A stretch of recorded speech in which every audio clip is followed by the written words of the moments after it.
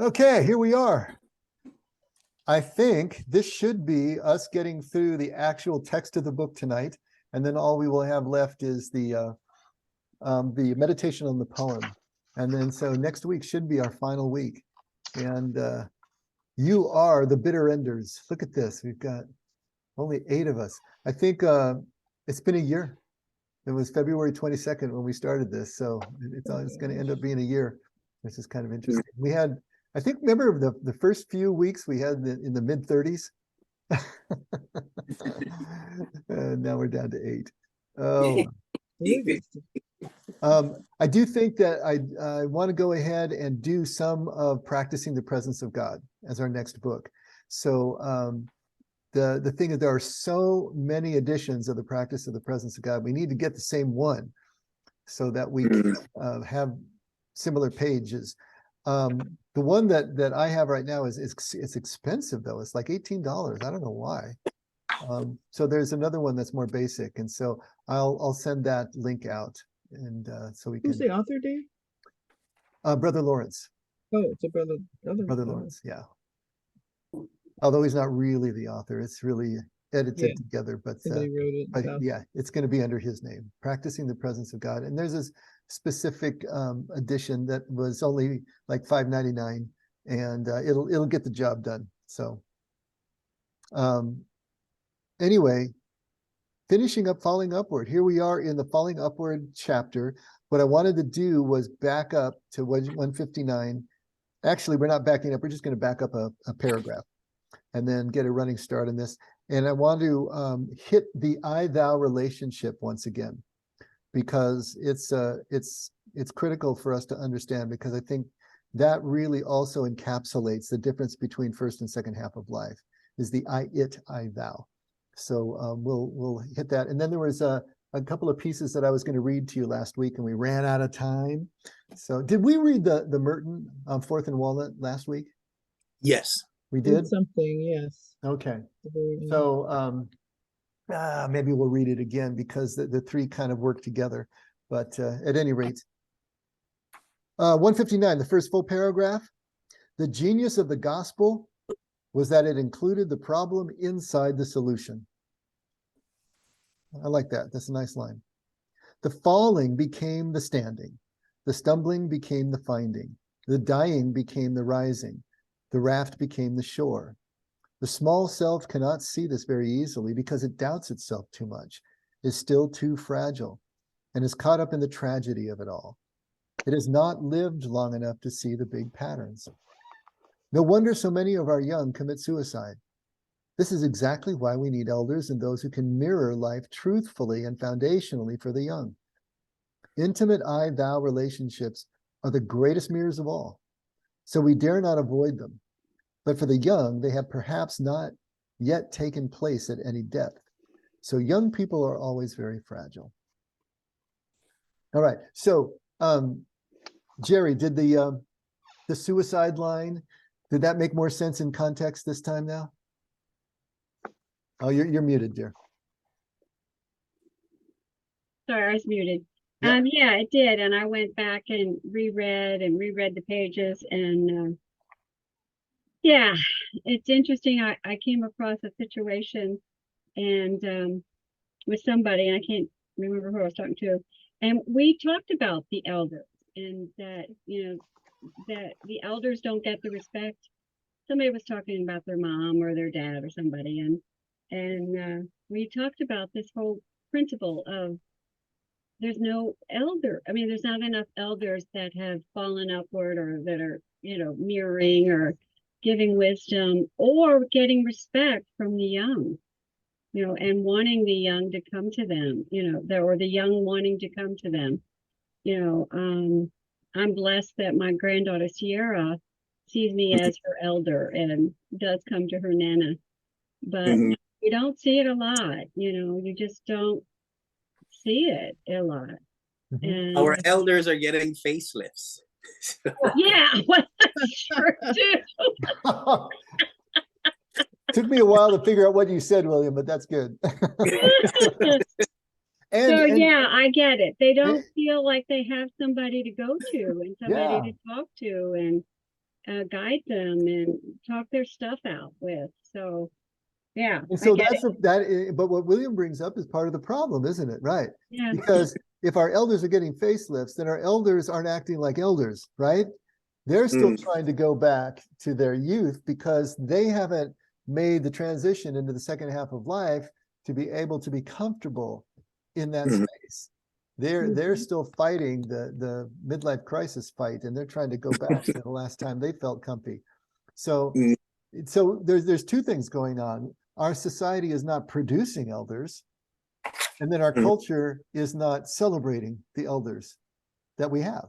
And so it's kind of a 1-2 punch, and it's pretty devastating.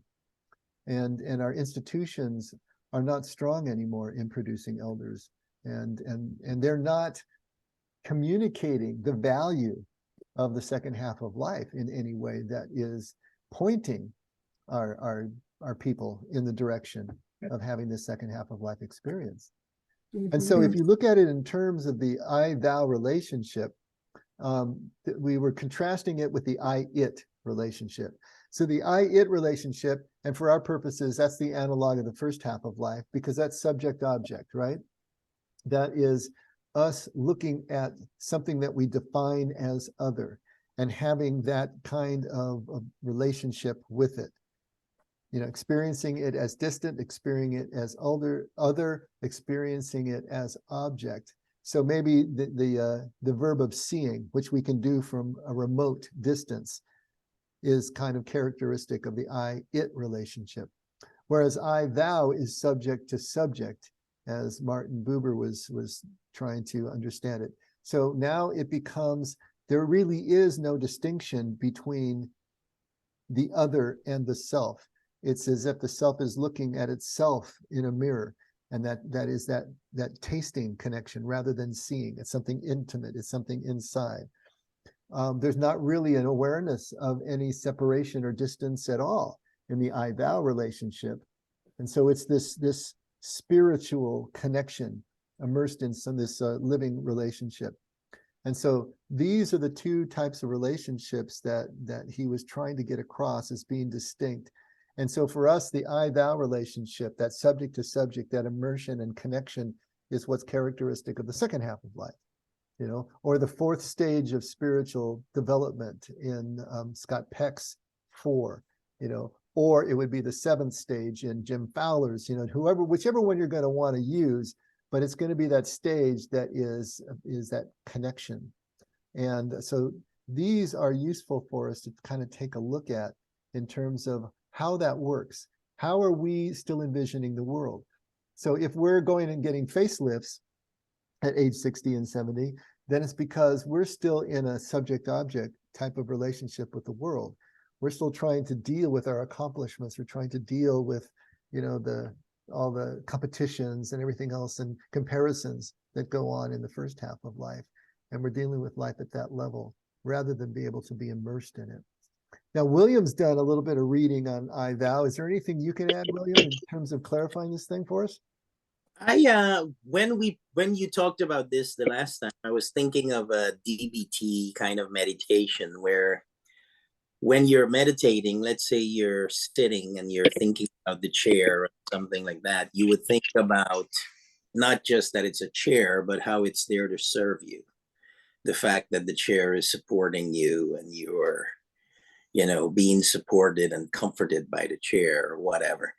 And I was thinking that maybe that's an I-thou relationship rather than an I-it relationship. But the way it was described in what I read, this I-thou thing is specifically about interpersonal relationships. And when I read that, I was thinking about our mandala again, like two people who are coming together and each is their own circle, and where their circle overlaps, that's where the new relationship is formed. Oh, I like that. That's good. Yeah. You know, there's something special that happens that just doesn't happen, that wouldn't exist if the circles weren't intersecting, basically. Mhm. But you know, a lot of it's interesting you say that it's a strictly interpersonal relationships. What I was reading is I thou can also be with inanimate objects. It can be with nature itself. But it's a question of if you can immerse in it, you know, if you can and just be a part of it. In other words, if you can be relating without thinking about it, aware without thinking about it. You know, the contemplative practice and the sensory walks that we talk about, it's like you're seeing everything you're seeing. You're hyper aware of all five senses firing and bringing information in, but you're not trying to name anything. Okay, it's not a tree that you see, it's not the wind, you're not naming it, you're not thinking about it, you're immersed in it. So you can even have an I thou relationship without having it with another person, you know. Right. But it is that immersion, subject to subject, as if you are peers and equals, which is really what we are. If we let humility have its effect on us, then we realize we're on an even playing field with everybody. You know, there isn't a hierarchy here. In God's love, everybody is equal. There is no favorite. Everybody is equal. Everybody is favorite or nobody's favorite, but everybody's equal in God's love, in God's sight. And that is where our humility eventually takes us. But we have to get past that, you know, hump of the first half of life and get past that I, it, subject, object. Past the judging that Jesus talks about, because judging is absolutely I, it. It's absolutely subject object. It can't be anything else. So when the judging goes away, then you can actually be immersed, right? So this is where we're trying to go with this. And I think it's instructive if we can look at it that way, because you've all had I thou experiences. And if you go back in your mind and you remember those peak moments, they will be a peak moment where you were completely immersed and your sense of self and otherness went away and you were just there. If you think about those moments, whatever they might have been, it could be something as simple as watching a sunset. You know, it can be something as seminal as having your baby put on your chest, you know, minutes after it's born. It can be a first kiss. It can be anything. But those moments where all of that sense of separateness and division melts away and you're just present. That would be the I thou. But what we're talking about is actually cultivating that so that we can live an appreciable amount of our lives in that space. Now, it's not going to happen all the time, right? You got to be able to code shift back and forth between I, it, and I, thou, or you're going to be drooling in a corner and you're not going to be much good for anybody, right? I mean, we still got to perform, we still got to do what we do. And so it is a code shifting, but we want to be able to be that present like that. And also to see ultimately, this is kind of the genius of the Aborigines, where they look at dream time as the actual empirical truth of the universe. And dream time is the all at once time. It's the every when time. It's everything all together, past, present, and future, everything one, like a singularity. And then the way we experience time as a linear concept between endpoints, that is the illusion. It's not the reality. Whereas we in the West look at it exactly the opposite. You know, when you're having a dream time experience, an I thou experience, let's say, immersion experience, that's when you've had the tab of acid, right? But it's not the reality. The reality is this linear time. And the Aborigines have it the other way around. Jesus has it the other way around. And if we can start realizing that the real truth of our existence is I thou, but we still have to live life as human beings, experiencing time as a linear sort of phenomenon, we can start to make the mental shift, right? And we can start to live life at a different pitch. And I believe that's what Jesus is talking about when he's talking about entering kingdom. You're entering that dream time.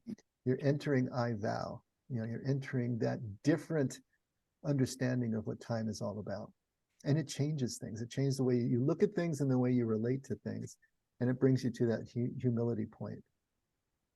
Steve, it seems like the I thou people, or if you're at that stage or you've experienced that in the second half of lifers, if you will, we might have the ability to float back and forth. You have to be in the I it to function and to get through life, but you can honor and get back into your I thou. You're more appreciative of it.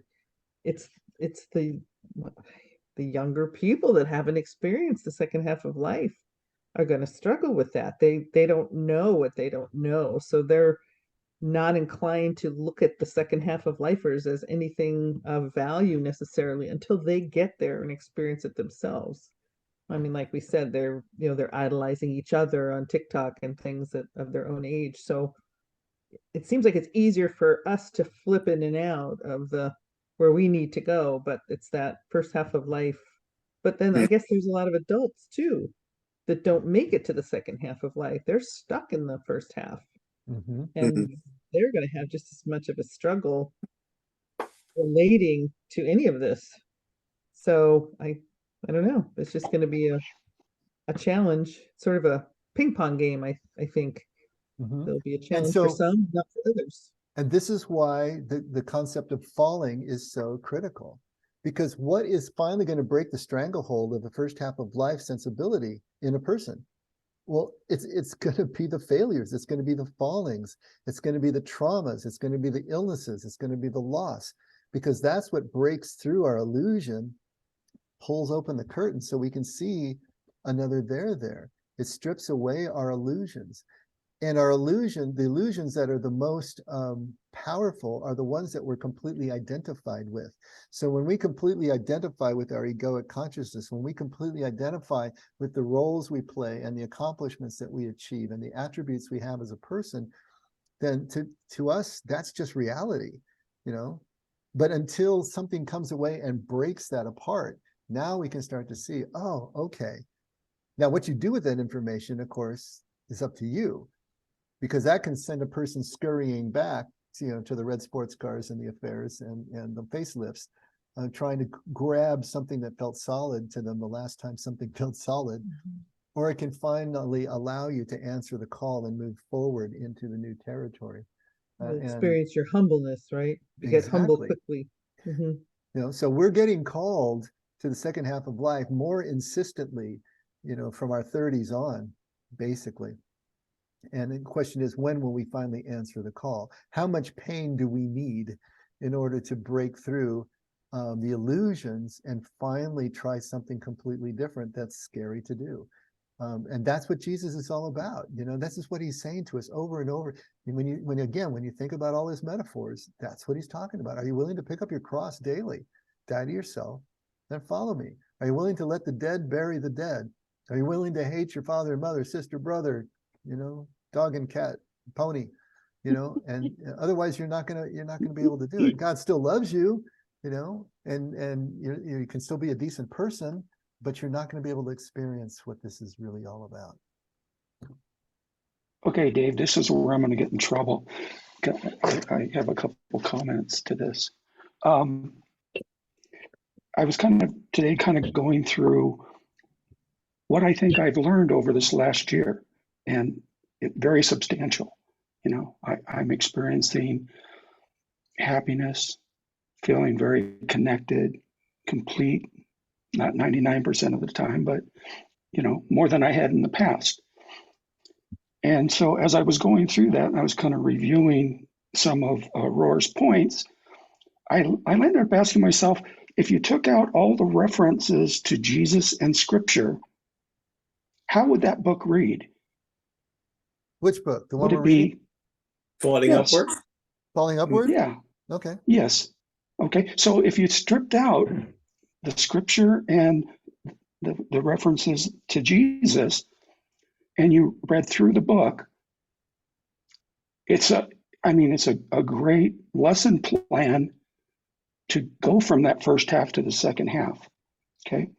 And where this kind of turned me was, like, yesterday someone mentioned, what's it called? He Gets Us, that website, those ads that are right. So I went, So I did a lot of research in that area, and it had one page that had, item 1, 2, 3, and each of them were, if you were a Christian, here's what Jesus would say, and you agreed. If you were a Christian, here's what Jesus said, and you would believe. And what I really found, and this is where I'm going to get myself in trouble, I think, but I have to say that most of those questions I couldn't say yes to. Okay.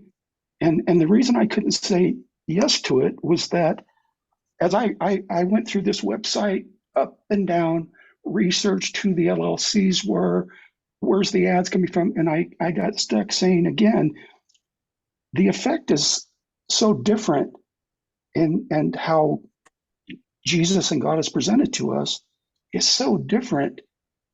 But this he gets you, it's mainstream. Okay. I went through point by point that they make and profess, and most of it is not true. I mean, they claim themselves to be non-denominational. If you follow it all the way back, it goes to a church in Oklahoma, right? There's that you're all aware of the $100 million ad campaign. So it stops me right here where we are, right? And I am so grateful for everything that I've gotten through this with you, Dave, and everybody. But I still land up at the end of this saying, you know what, Tony, I believe in God. I believe God is all infinite, right? We're all part of that, and our journey is to connect with that. And I think part of this book is to help us do that, right? But again, if you took out the references to Scripture and God, you still have a very roadmap, you know, to have a more fulfilled spiritual life in the second half, right? Okay, so I'm not really sure what your complaint is. Well, I know it's not a complaint. It's saying that this is hypocrisy. This he gets us to me is complete hypocrisy. It takes the word of Jesus and what it's been called is the greatest branding of a product since the Mercedes ads, right? All of the other, big advertising companies in it gives me such a bad taste. Wait. That I'm lost. You're talking about he gets us again now? What are you talking about? There's $100 million being thrown in ads. Okay, you're talking and about all he these gets things. us. You're not talking about falling upward He anymore. gets Okay. No. He I'm gets just us. trying to follow you. I'm sorry. Everything that we've been seeing, all these ads that are leading up to the Super Bowl. And that's where all of this crescendos into some, whatever it is that this group. What does that have to do with falling upward? Because if I believe every statement that Rohr makes about this is how Jesus sees this, and here's how I can relate what I just explained to you or demonstrated to you, and I bring it back to Scripture or Jesus, right?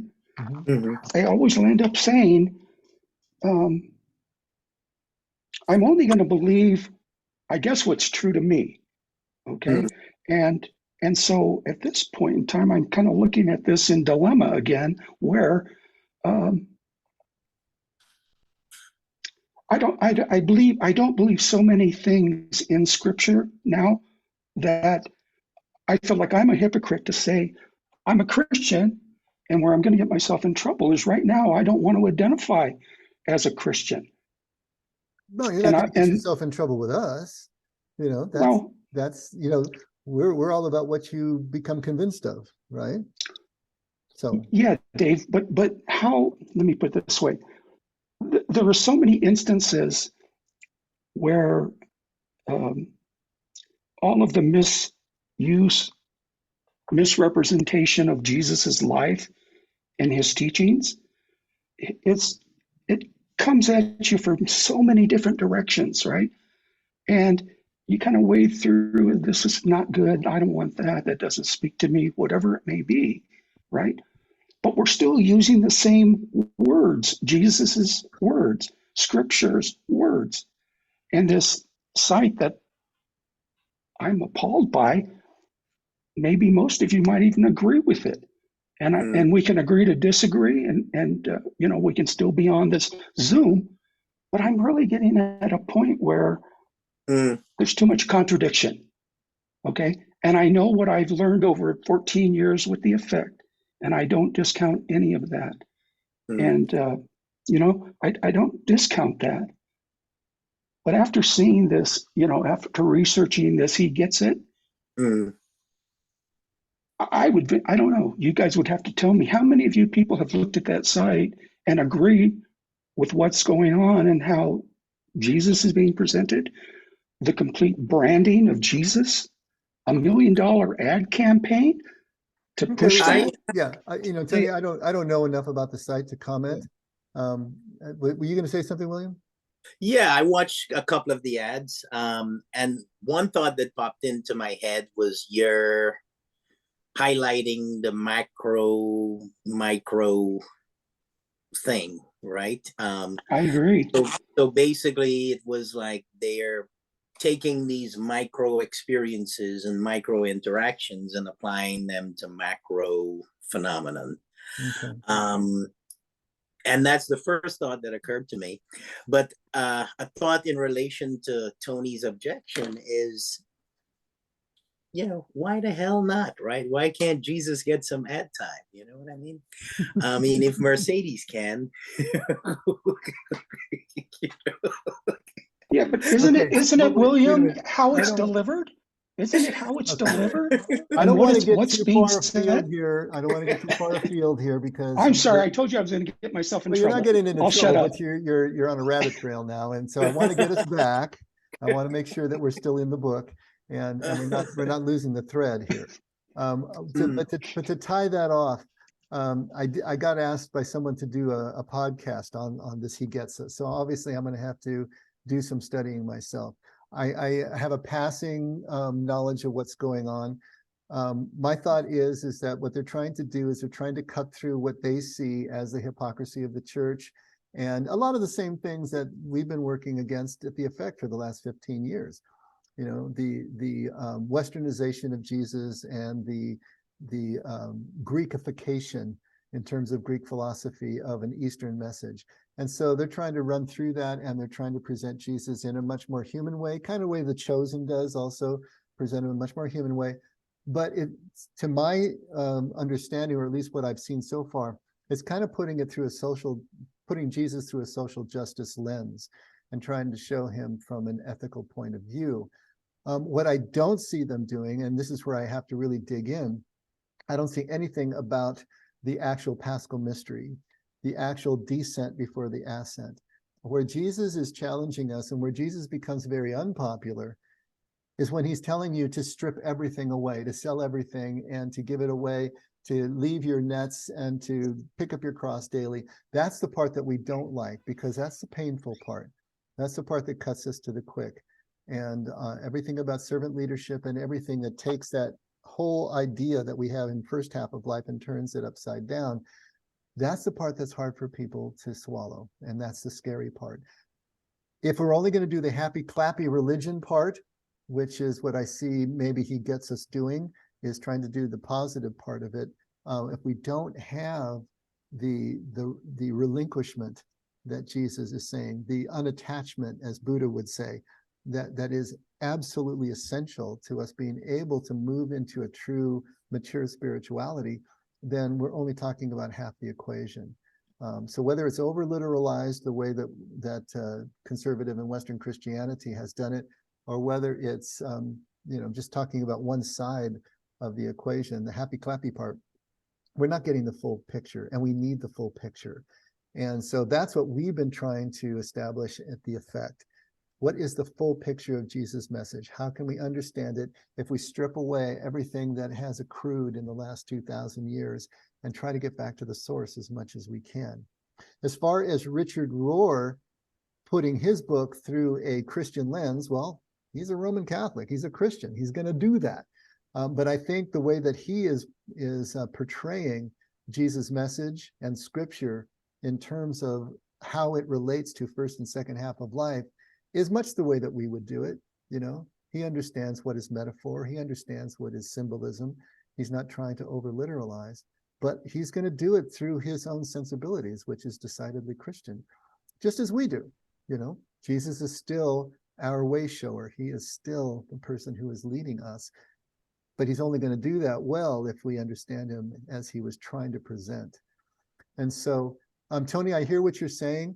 When we started the effect 15 years ago, actually it would have been 16 years ago when we were conceiving the effect, we thought long and hard about what to call ourselves, because we didn't want to call ourselves Christian, because that had too many negative connotations. We didn't want to call ourselves a church, because that had too many negative connotations. But after banging it around for months on end, anything we came up with was just too cute by half and caused more problems than it solved.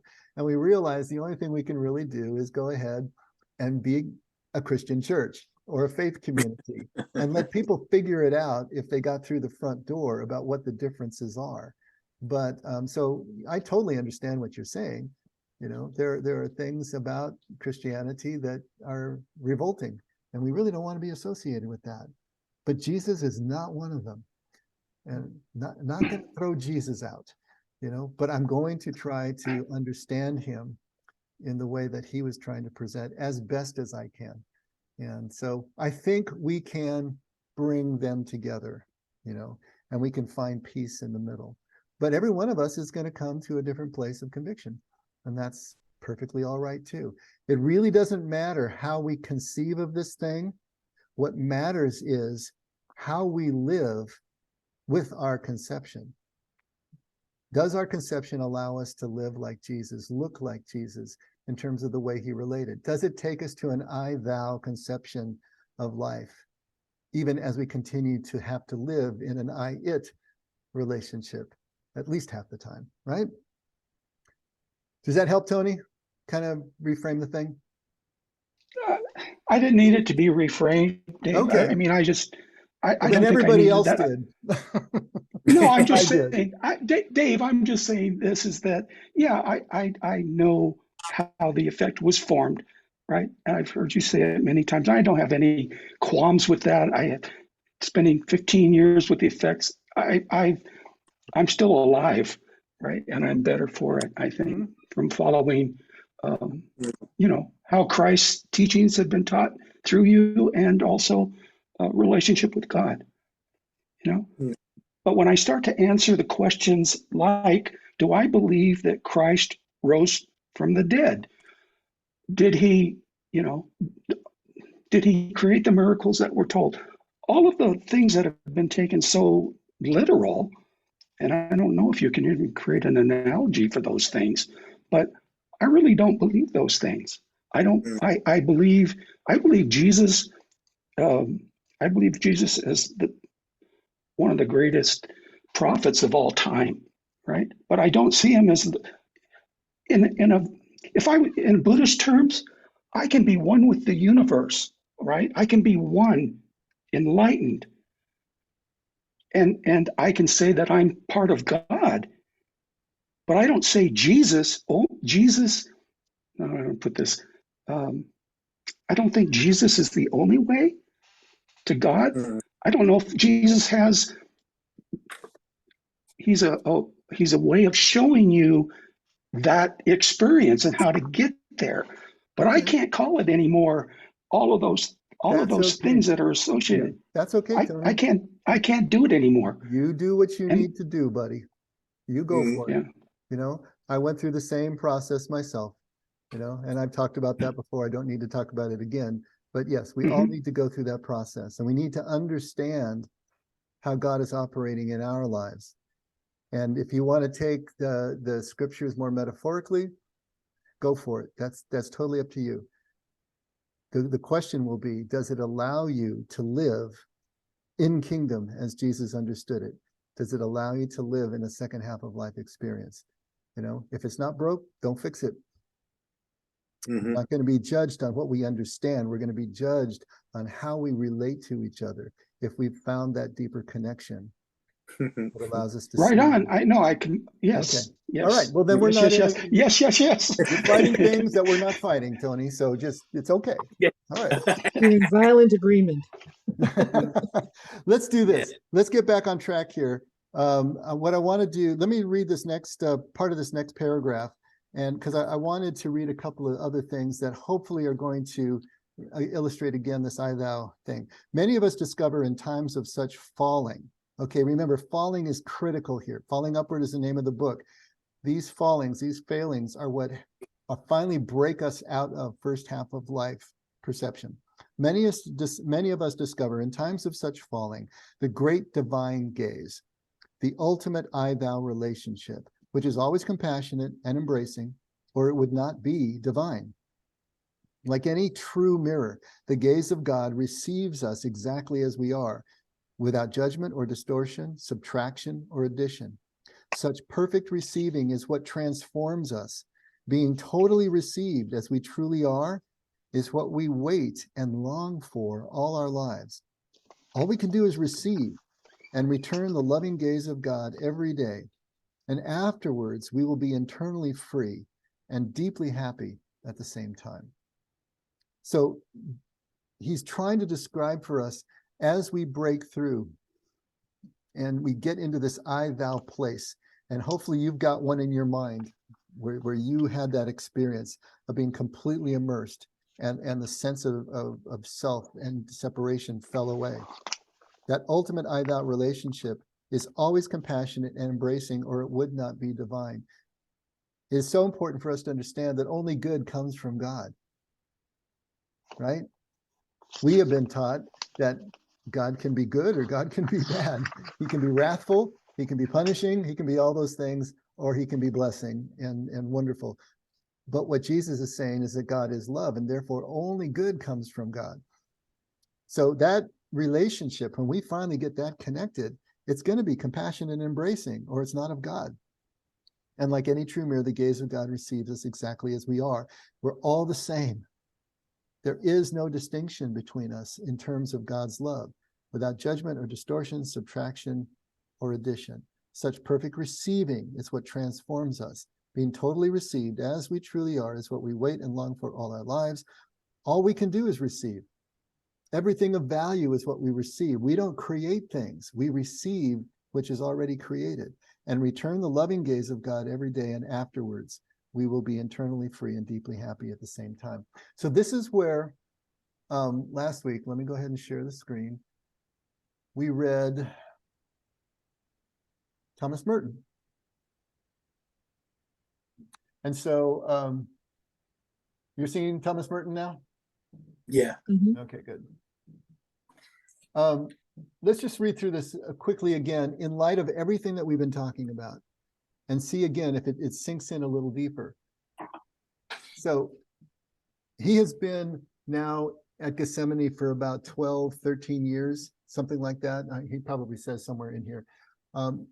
He's been in a cloistered monastery at this point for this amount of time. He went in with one idea. You know, he went in with a first half of life conception why he was going into the monastery, and he's breaking through 10 years later or so many years later into a second half of life. And this is one of the seminal experiences that reconnected him, where he thought he had to separate himself from the world and become a contemplative monastic in order to be able to achieve the things he wanted to achieve spiritually. Now he's realizing he only needed to do that to find the illusion of all of that. And that really what was happening, he was coming back into contact and connection, not just with his fellow monks, but with everybody. And it changes the whole nature of our relationship with life and with the world.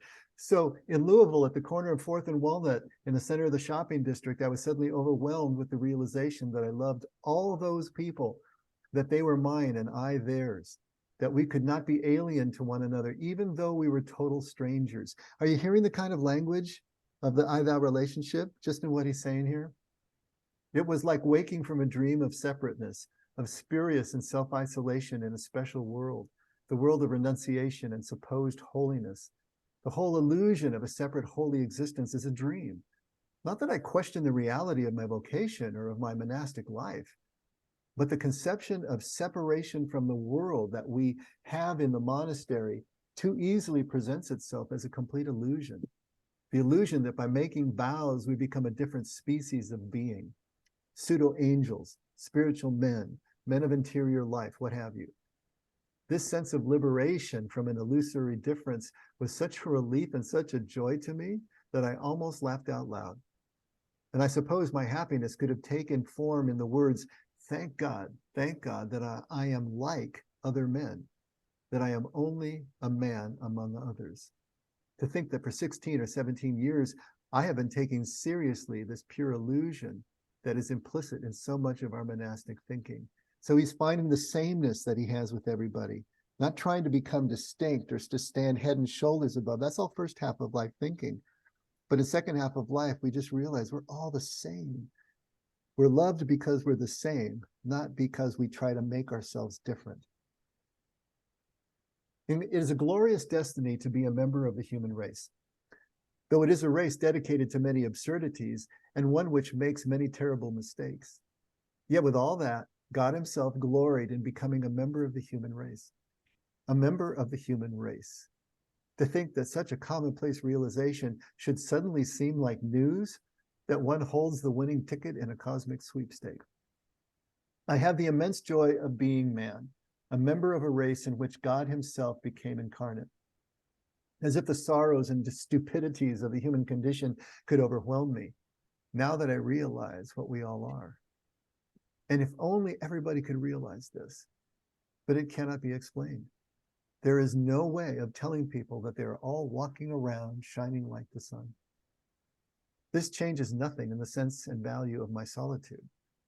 For it is in fact the function of solitude to make one realize such things with a clarity that would be impossible to anyone completely immersed in the other cares, the other illusions, and all the atomisms of a tightly collective existence. My solitude, however, is not my own, for I see now how much it belongs to them, and that I have a responsibility for it in their regard, not just in my own. It is because I am one with them that I owe it to them to be alone. And when I am alone, they are not they, but my own self.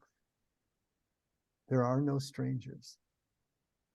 Then it was as if I suddenly saw the secret beauty of their hearts, the depth of their hearts, where neither sin nor desire nor self-knowledge can reach the core of their reality, the person that each one is in God's eyes.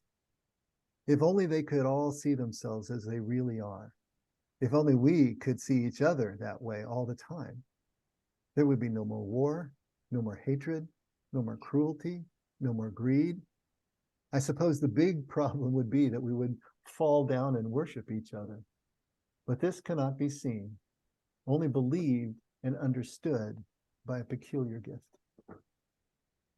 Now, as you listen to that again for the second time, and after everything that we've said in between, are you seeing the language of I, thou?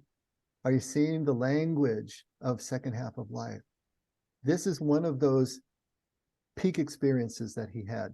We can't do this all the time, but these illustrate a way that we can start to have an ongoing perception of life as being this connected and to lose our sense of separateness from them. I want to read you something. Our Becky, right, who was in the hospital, she sent me an email of an experience that she had in the hospital, and I want to read that to you. Now, think of it in the same way that we were just thinking of what Merton wrote all those years ago, but think of it in the same way, because here's what she says. And I know this is a little small, right? But here we go. She says, "Hi, Dave. So here I was, back in the ER, fighting for breath, IVs and drugs flowing into my system, the bright lights coupled with the buzzing of the medical staff in and out, too much stimulation for my introverted self. Relief at last when wheeled into a darkened hospital room alone, given I'm still testing positive for COVID. There's no sleeping tonight, but the thoughts come. Is this going to be my life going forward? Why these severe attacks when I've been so good, so careful, so measured in how I rest, spend the day? I felt so good for 2 days. My energy was back. What happened? Could that 1 hour phone call with a dear friend have really triggered my vocal cords in such a severe way? So I plugged in my Kindle and I pulled up at random one of your archived messages focused on kingdom and connection to right now. no matter what is happening around me or within me. And I made a decision that I was going to use the time in the hospital to focus on this way. And this is what happened. I had the most amazing experiences with everyone who entered the room. I heard stories of hardworking nurses who pulled down 12-hour shifts and then returned to their other job, often as single mothers with small children. I helped a young, struggling nurse assistant recently diagnosed with ADHD to view the diagnosis differently and seek medication. I passed out authentic compliments when I observed unusual acts of kindness, from the kitchen staff to the lab girl who has the untenable job of taking blood at 4 a.m., who would touch my arm gently as she softly apologized for waking me. And then I observed how this simple way of getting out of my own head, remaining curious and reacting to each connection, was impacting the staff as a whole. There was more laughter and a letting down of defenses. Rather than a long 3 days of watching the clock and dreading the next intrusion, I was filled with a kind of wonder and appreciation for the amazing care I was given. So all these months of soaking in your Sunday messages and experiencing the love and connection within our group seems to be melding into something deeper, something organic that surfaced for me in this most unusual circumstance. It's as if God put me in a setting with low stimulation, no major distractions, just rest, slowing down, and many opportunities for connection with strangers. Those strangers took on a color and dimension with me that made my time in the hospital an actual joy. Can you imagine? I will be forever grateful to you for all that you have given me and so many others. Much love. Huh? That was beautiful. But it is so much the same experience, isn't it? I mean, that's what struck me as I was reading this. I was thinking, that's it. That sense of connection, that sense of losing the separation between us and others. You know, that's it. That's it.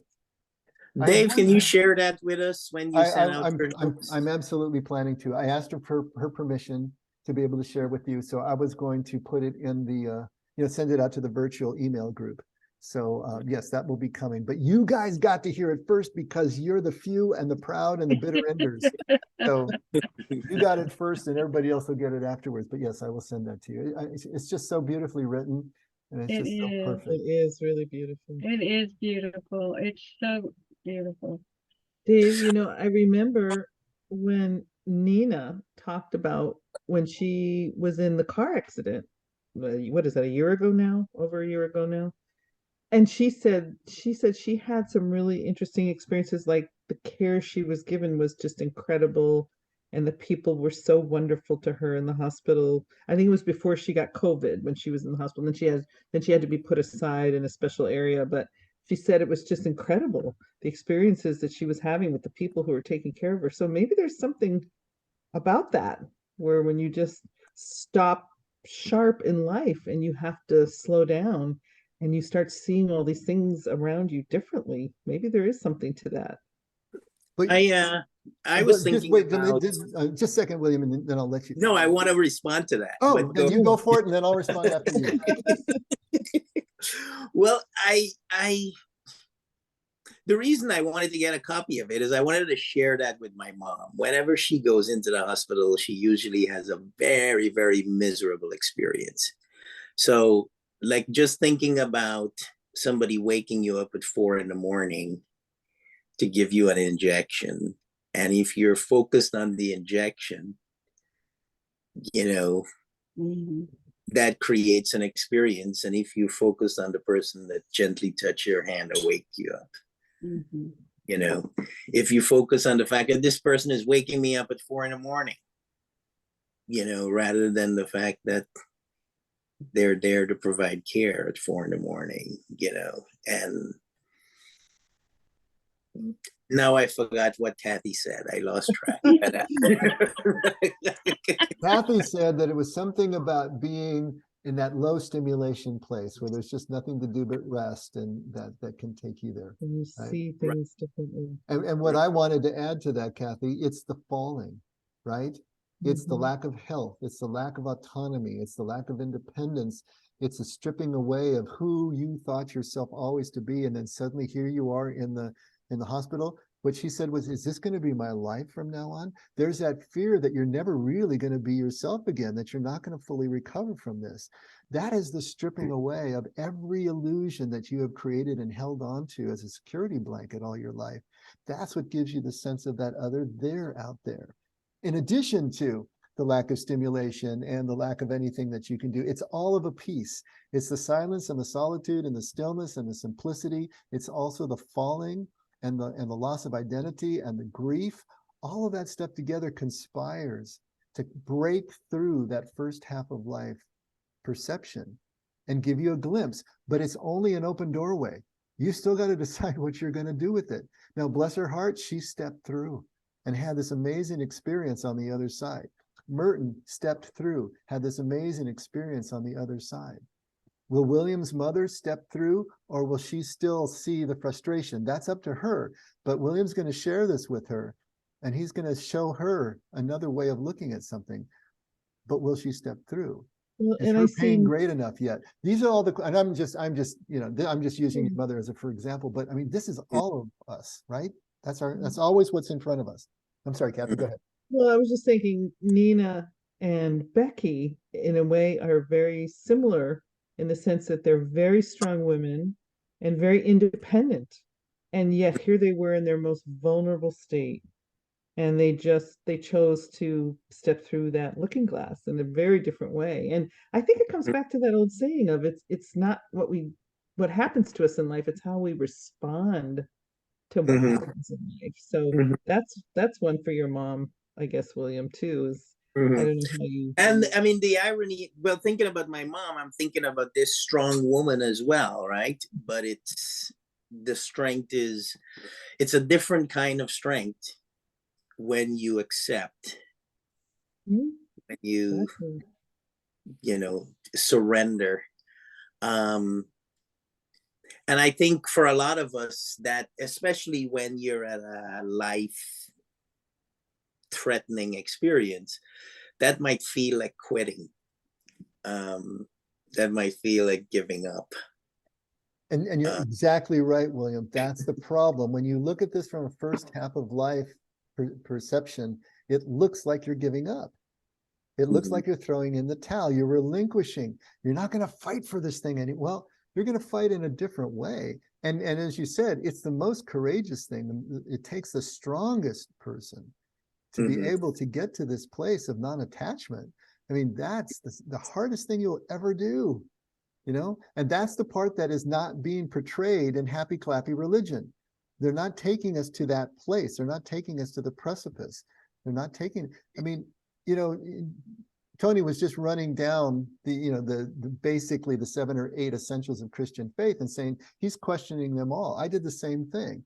I had to question them all, but it's not that we throw them out necessarily. It's that we re-understand them. Because if the cross is supposed to be understood as simply vicarious atonement, a perfect blood sacrifice to appease an angry God, well, I'm not down with that. I don't believe that anymore. But to understand the cross as the ultimate vulnerability, that complete falling, that complete loss of everything that it means to be a human being, and yet to still say, Father, forgive them. They don't know what they're doing. To continue your connection, your I-thou relationship, even with the people who are killing you and humiliating you.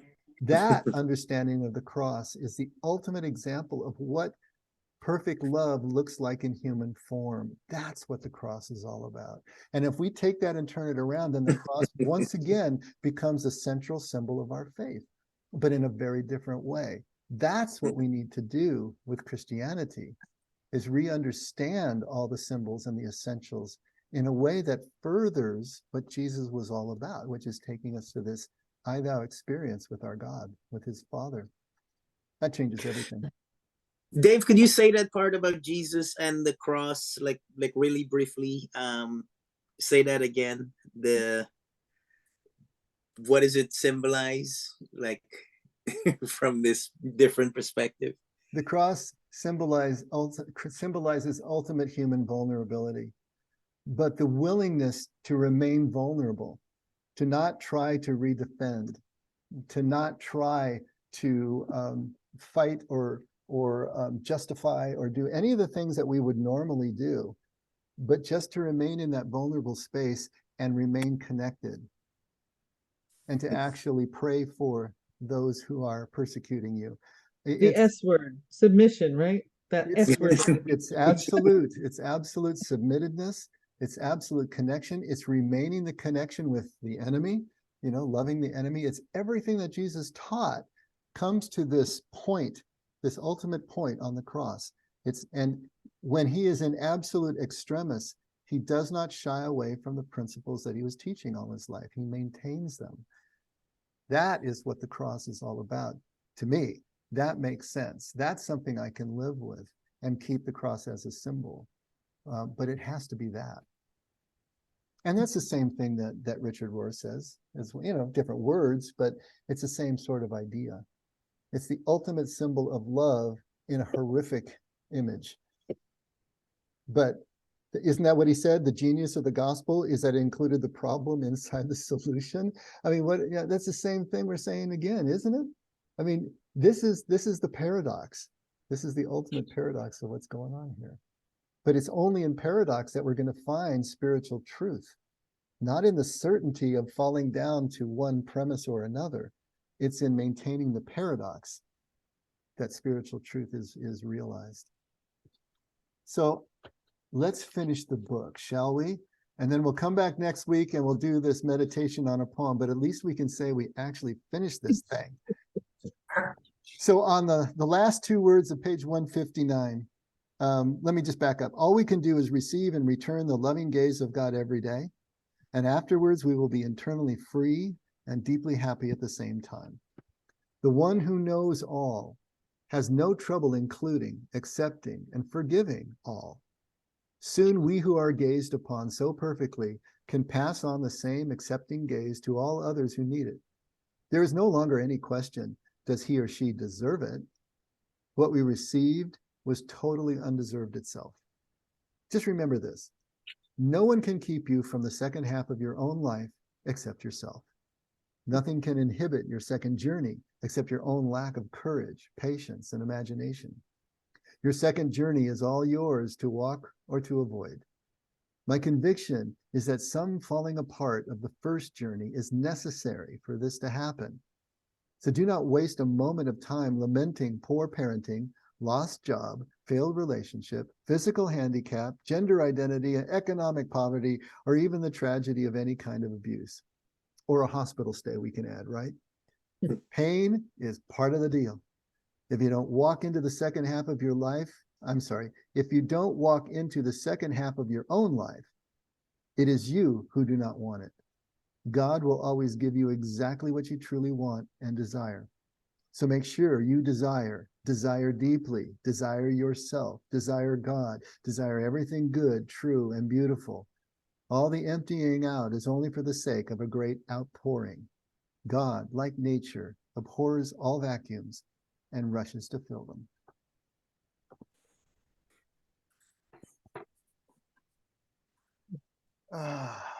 Yay. We did it. Well, we're gonna do one more week. So Okay. we started February 22nd. It's now February 9th. February 2nd, 2022. It's now February 9th, 2023. And on it's not February 9th, February 18th, right? February 8th. And then the 15th will be our finish. Well, almost exactly a year. That's crazy. We really talk a lot, don't we? Yeah, we do. Or at least I do. And we back up a lot too, Dave. Don't forget I that. know. You got to. It doesn't really make sense for 2 me. steps forward, half step back. 2 steps forward, half step back.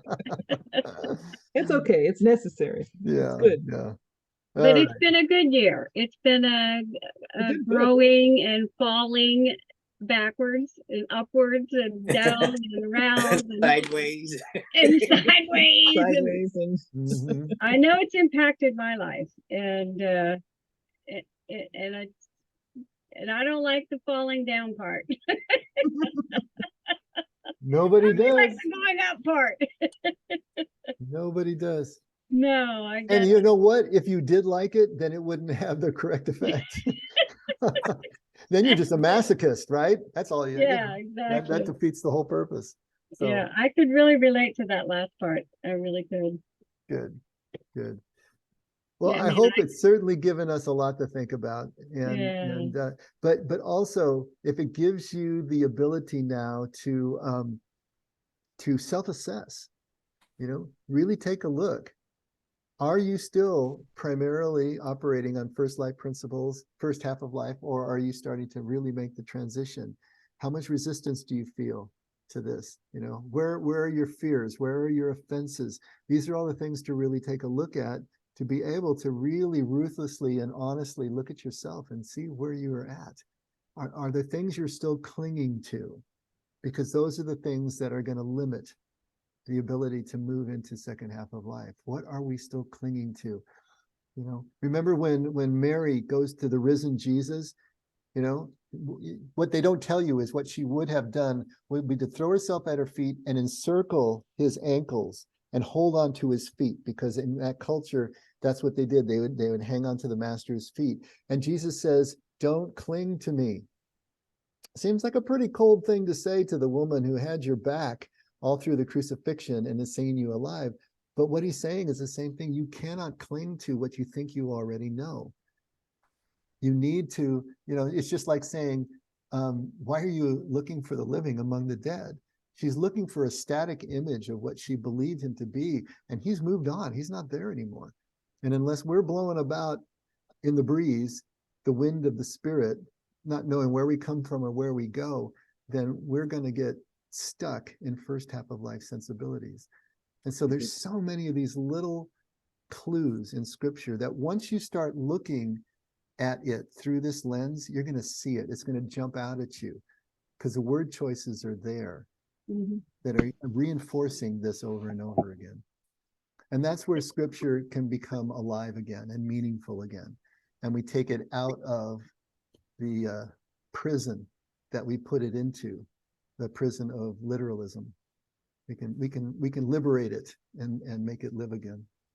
Dave, can I ask a question? Sure. Can we fall back into the old and then the new, and fall back in the old and come back into the new? I mean, once you fall up, do you get to stay up? Remember this, Jerry. Yeah. The higher stages include the lower ones. You don't lose them, you include them. But now they're also going to be informed by this greater perception. So you're going to be, what code shifting is? Moving back and forth between different contexts and different environments. Kids who have to go, kids of divorced parents who have to go back and forth between mom's house and dad's house. Okay, They have to code shift between the two houses because there's different rules and different environment, we have to do the same thing between first and second half of life. But it's not falling back to the first half of life as if we don't know anything about the second half of life. It's now using the first half of life as the tool that it is to be able to interface with the world and get things done that we need to get done. But we're still looking at it, from that second half of life perspective, where everything is now connected rather than everything being in competition with each other. There are going to be changes in the way that we conduct ourselves in first half of life activities because of our second half of life sensibilities now. There are certain things we're just not going to do anymore. We are becoming a law to ourselves. We don't have to obey the law anymore. It'll come out because we're seeing ourselves connected to everybody. And so it's going to change the way we do first half of life activities, even though we need to continue to do them. So yes, we'll be code shifting back and forth, but with a knowing that will temper our identification with roles and accomplishment and performance and all that other stuff that has to still take place. Does that make sense? Yep. Does that help? Sure does. Yeah. Okay. We got to stop. It's getting late. All right.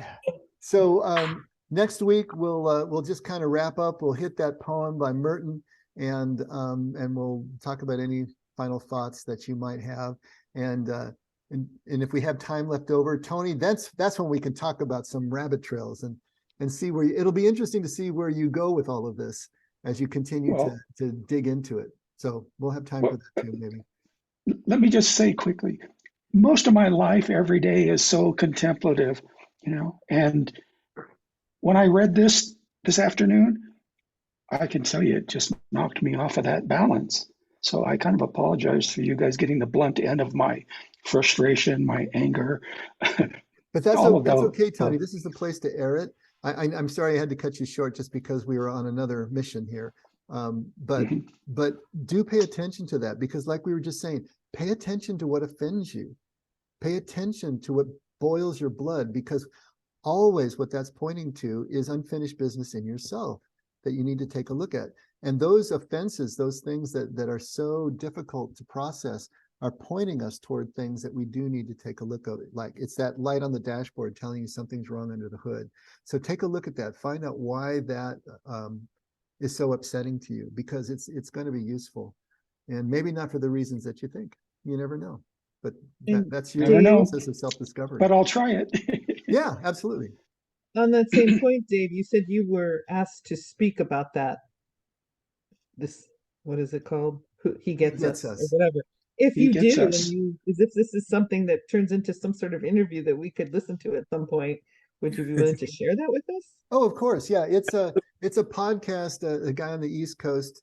His name is Jim something Babka, and he's got a podcast called Gracearchy. And then a friend of mine here on the West Coast is working with him on this podcast. And I've done one or two with them, looking at Jesus from this Eastern point of view. He's a lot more going into current events and sometimes politics, but always with this grace overview. And then he comes out into more spiritual issues or religious issues. So this phenomenon of he gets us is something that caught his eye, and he wants to talk about it more. But my role would be to take a look at it from our perspective, from an effect kind of perspective, and run it through that meat grinder. So that'll be my job. But obviously I need to know a lot more about it before I approach that. But yeah, that would be something. Definitely when it finally drops, I can give you guys the link, and we'll see how it goes. Yeah. Great. Yeah. All right. Scotty. Father God, we're grateful to be here with each other and with you, learning the things we're learning and creating even more questions than we're asking. But that's the nature of our life here, is to explore things and have these experiences and grow and care for each other and learn your ways, Lord. Thank you for loving us in the way that is a perfect example of how we're to treat each other. It's in your holy and precious name, Lord Jesus, we pray, we give our thanks and say our amens. Amen. Okay, so on the follow-up email that I'll send with the link to tonight, I'll also send Becky's bit, and I'll also send the link to the edition of Practicing the Presence of God. That'll be the cheapest and the easiest for us to use, so we'll all be on the same page. So I'll get all that going, and we'll have a couple of weeks to get those books. So, okie dokie. All right, guys. See you guys Good night, Sunday. everybody. Good night, everybody. Good night. Bye. Good seeing you. Good night. Bye. Good night. Adieu, adieu, adieu. Thank you. Bye, Jordana. Bye, Linda. And I'll see you guys this weekend. Okay, I see you and see Linda also. Okay. Yes. Bye. Bye.